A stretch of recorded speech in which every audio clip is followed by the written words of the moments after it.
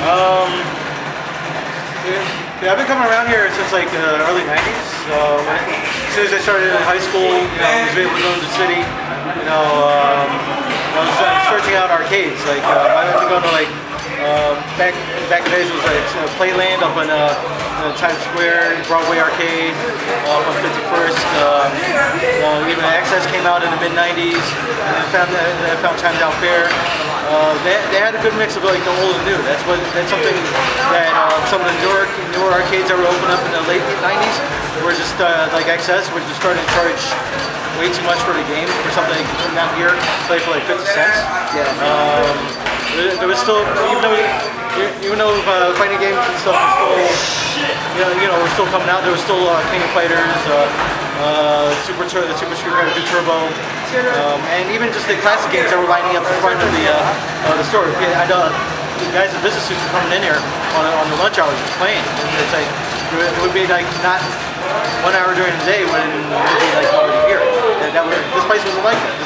This ChinaTown Fair really built a niche. Like all the games that you see out there that you're tired of playing up, you come here, you play all the good stuff. Everybody knew that.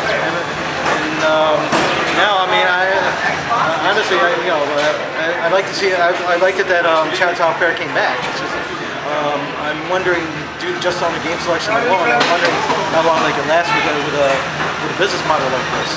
Especially when Henry took some of the lead games like Street Fighter 4 Arcade Edition with him to the next level, and he does pretty good there. It's always packed on the weekends. I don't see the same thing happening here. But the owner did say that he was going to bring in a few other things. So hopefully in the next couple of weeks we'll see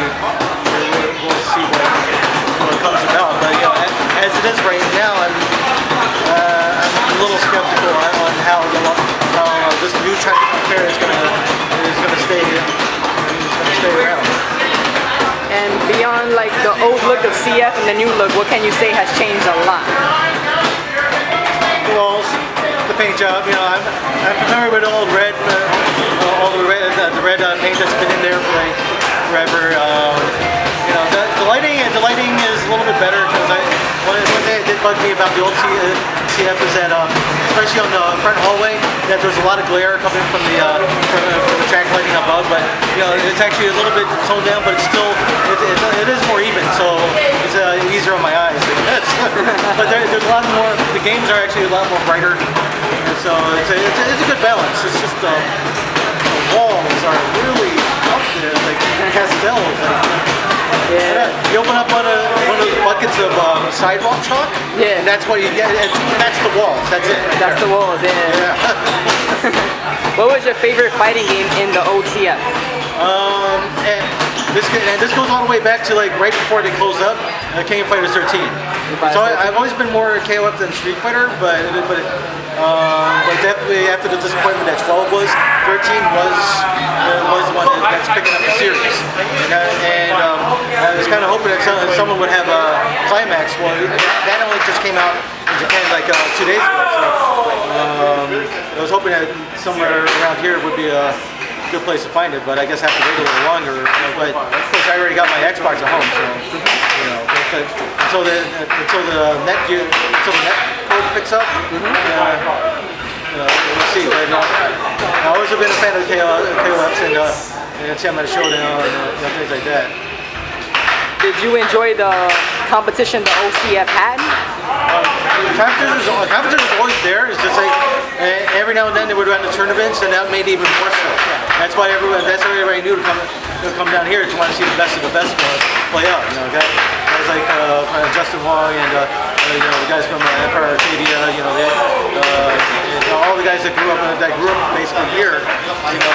This is a place to come to learn, to hang out, and to watch some great matches going on. That's good. What are you gonna miss the most of the old CF? Oh, here we go.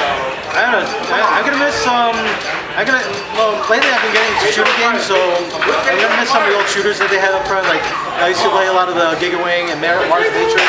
I wanted to actually get into Viper because that one's been here for a while, but it never. But by the time it closed up, I never really got that chance. But on the iPad, I've been collecting some Cage shooters like like their recent Bug Princess 2 and like Death Smiles. Well, that's gonna go on too. Like Death Smiles. But yeah, I wish they got more of those types of games in. Because I don't know, I think what would help from iOS and the whole App Store model, the Cave can really get their name out there and probably generate more interest for people to import their boards.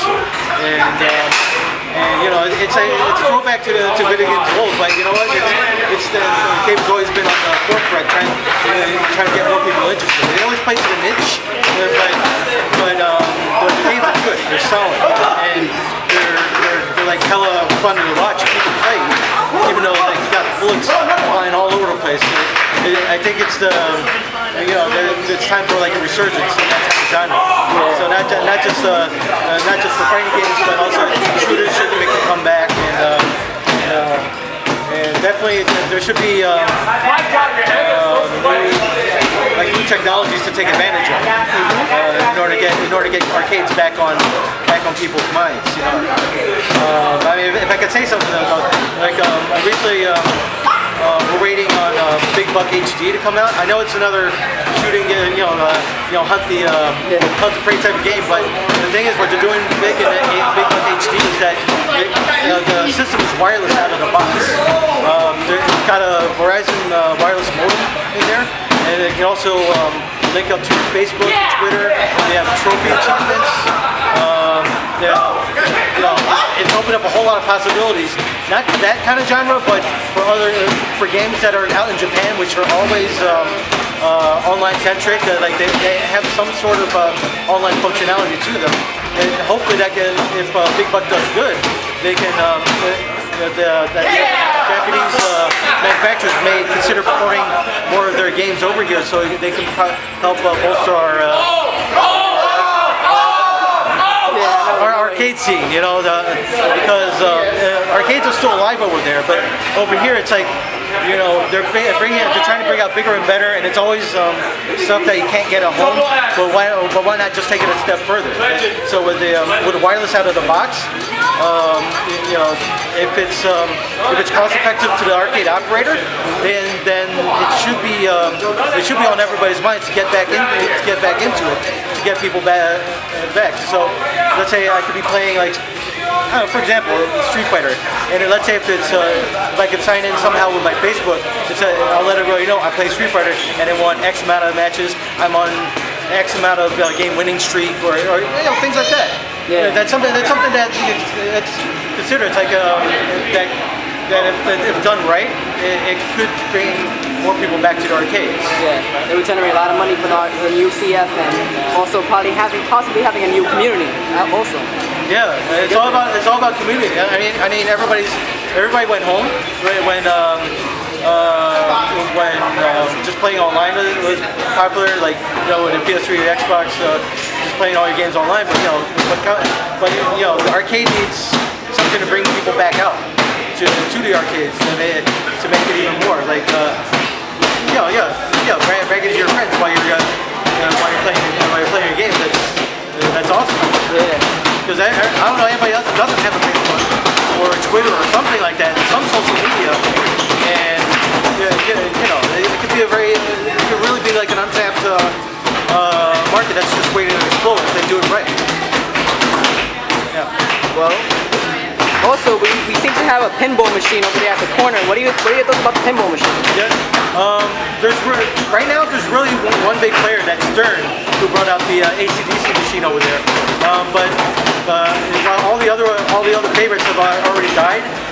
But Stern is still putting out these nice, really pushing their technology, pinball machines. JCPC is the latest. That about a year ago was Tron Legacy, and other licensed tie-ins. Those are pretty exciting for the pinball community when we're just down to like maybe 1 or 2 new pinball games a year. For